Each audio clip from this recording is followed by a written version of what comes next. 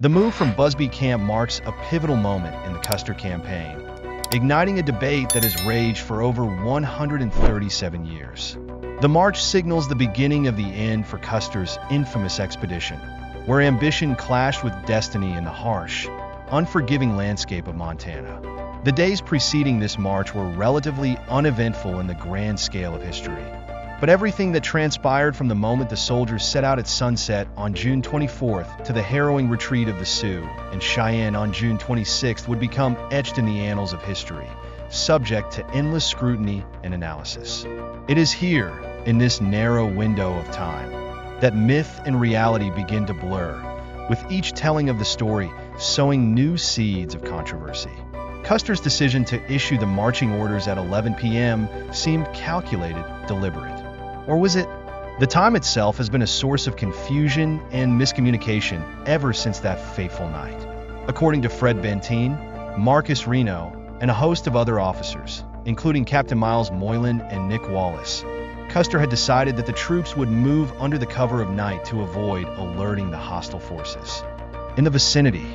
Yet, as the troops departed, shadows lengthening under the pale light of a half moon, they found themselves plunging into darkness far deeper than they had anticipated. There was no going back now. The decision had been made. The question remains, did Custer really understand the gravity of the situation as he ordered his men to advance? For centuries, military strategists have dissected this exact moment. Custer's mind may have been driven by both arrogance and desperation, haunted by visions of glory that had long evaded him. He knew the weight of his name, a legacy tethered to victories of old.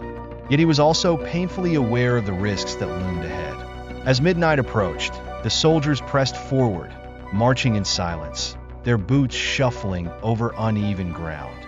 The cool night air carried with it a sense of foreboding, an invisible shroud of tension that not even the hardiest of the troops could shake off. This march was a gamble, a high-stakes game with lives on the line. As the column inched closer toward its destination, stories began to conflict. Wallace, who initially claimed the movement started at 1 a.m., later shifted his report to reflect a more aligned version of events, marking the time as 11 p.m. in the Reno Inquiry of 1879. But why the discrepancy? Was it a mere mistake in the haze of battle, or something more deliberate? Perhaps Wallace, like many others, was eager to revise the history to conform his account to the dominant narrative that began to emerge in the aftermath of the disastrous campaign. Even today, historians struggle to pin down the exact chronology, as if the truth itself has become elusive, cloaked in mystery. To fully grasp the magnitude of this fateful march, one must consider the broader context of the campaign. The tensions between the U.S. Army and the Native American tribes had been simmering for years, erupting into moments of brutal violence and tragic bloodshed. This conflict was not simply a battle over land. It was a clash of civilizations, a war for survival. The Sioux and Cheyenne were fighting not only for their territories, but for their way of life, for the right to exist on their ancestral lands. Custer, on the other hand, saw himself as a man on a mission, an agent of manifest destiny, charged with extending the reach of the American frontier. These two visions of the future could not coexist, and as the sun set on June 24th, the stage was set for an inevitable confrontation. As the soldiers marched into the night, their minds raced with thoughts of what lay ahead. Some were gripped by fear, while others were bolstered by a sense of duty. For many, there was an eerie sense of finality, as if they were walking into the unknown with no hope of return. And yet, despite the uncertainty, they pressed on. They were bound by the orders of their superiors, by the weight of tradition, and by the expectations of a nation that demanded victory. There was no turning back. By the time the troops reached their position, the landscape had shifted. What had once been rolling hills and open plains now transformed into a labyrinth of rugged terrain, full of steep ridges and hidden valleys. The Sioux and Cheyenne were nowhere to be seen, but their presence was felt in every rustle of the wind, every snap of a twig. The soldiers knew that they were being watched, that the enemy was out there, waiting for the perfect moment to strike. Custer, ever the showman, remained outwardly calm. He rode at the head of the column, his eyes scanning the horizon for any sign of movement. But beneath the surface, doubts began to creep in. Had he misjudged the situation? Was he leading his men into a trap? The answers would come soon enough, but by then it would be too late to change course. As dawn broke on June 25th, the tension reached its peak. The soldiers, weary from the long march, tried to rest, but sleep eluded them. The sense of impending doom hung heavy in the air. And then, without warning, it happened. The first shots rang out, echoing across the plains. The Battle of the Little Bighorn had begun. What followed was a brutal, chaotic fight for survival. The Sioux and Cheyenne, led by fierce and determined warriors, descended upon the soldiers with a ferocity that took them by surprise. Custer's men, outnumbered and outmaneuvered, fought desperately to hold their ground, but it was clear from the start that they were outmatched. The battlefield became a scene of carnage, with bodies strewn across the ground, the cries of the wounded and dying filling the air. Custer, for all his bravado, found himself in the midst of a nightmare. His plans had unraveled, his forces were scattered, and the victory he had envisioned was slipping further and further from his grasp. As the fighting raged on, he made one final, desperate attempt to rally his troops, but it was in vain. The Sioux and Cheyenne overwhelmed them, leaving nothing but devastation in their wake. By the evening of June 26th, it was over. The Sioux and Cheyenne had left the battlefield victorious. The aftermath of the battle would spark a firestorm of debate that continues to this day. The legacy of Custer, once a symbol of American heroism, was forever tarnished by the defeat. The events of those 2 days would go down in history as one of the most significant and controversial moments in the story of the American West. And yet, the story does not end there. For every account of what happened during the Custer campaign, there is another that contradicts it. Historians, scholars, and enthusiasts continue to pore over the details, searching for answers that may never be found. The darkness of that fateful night, shrouded in mystery and thickened by the uncertainty of battle, casts a long shadow over the precise timing of the Custer campaign's departure from Busby Camp. How, in the midst of such pitch blackness, could anyone have truly discerned the exact moment the march began? The soldiers, relying on their instincts and the faint glow of distant campfires, may have struggled to grasp time's passage with accuracy.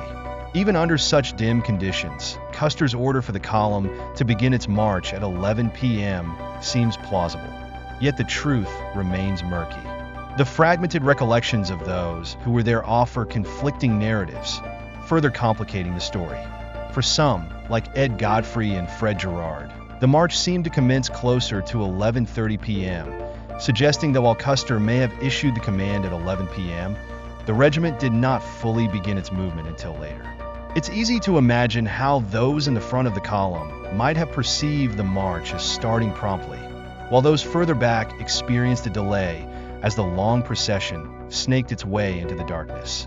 This subtle discrepancy, a mere 30 minutes by some accounts, underscores the chaotic nature of the moment, where even time itself became a victim of the tumultuous events. John Gray, a historian who delved deeply into the intricacies of the campaign, proposed an even later start time of 12:30 a.m., though his theory lacks the corroborative evidence needed to make it definitive. Gray's pursuit of the truth, though commendable, raises an important question. Is it possible that by compromising on such details as timing, we lose sight of the greater truth? In the fog of war, accuracy becomes an elusive target, and perhaps, like Gray, we must accept that some mysteries may never be fully unraveled. Benteen's account, which suggests that it took the troops an hour and a half to cross Muddy Creek, further complicates matters. According to Benteen, this task was completed by 12:30 a.m., which, given the local time, translates to around 11:33 p.m. His version of events aligns with the notion that the march from Busby Camp likely commenced shortly after 11 p.m., though the precise timing remains a matter of speculation. What is undeniable, however, is the distance covered during this initial phase of the march. The movement from Busby to the first halt spanned approximately 6.2 to 6.7 miles, depending on the exact starting and ending points. The terrain, though at times challenging, was not impassable. It presented a gradual ascent from 2,340 feet to roughly 4,000 feet as the troops made their way toward the divide, located about 11.5 miles away. The physical effort required to traverse this landscape, combined with the darkness and the length of the column, may explain the discrepancies in timing accounts. Every step forward was fraught with uncertainty, as if the very ground beneath them was conspiring to obscure the truth. As the column pressed onward, each soldier's experience of time and distance varied. Those at the front may have marched with a sense of urgency, spurred on by the command to advance. But for those in the rear, time seemed to stretch endlessly, their progress slowed by the sheer number of men and horses weaving their way through the rough terrain. The night, heavy with silence and suspense, seemed to conspire against them all.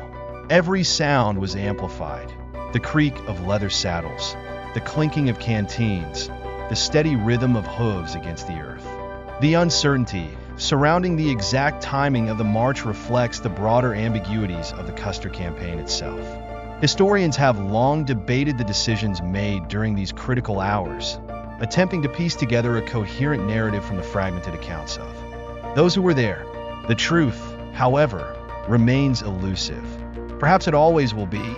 In the end, the debate over whether the march began at 11 p.m., 11:30 p.m., or even later is symbolic of the larger questions that surround Custer's actions that night. It is a question that reflects the fog of war, the inherent chaos of battle, and the difficulty of reconstructing events that took place in the heat of the moment. Even the terrain, so carefully documented in later analyses, adds to the complexity of the story. The soldiers faced a gradual but steady ascent, rising nearly 2,000 feet as they moved toward the divide. This was no easy march, especially in the dead of night, when every shadow seemed to conceal a threat and every rise in the land appeared to be a potential ambush site. Yet despite these obstacles, the column pressed forward, driven by Custer's orders and the weight of their mission.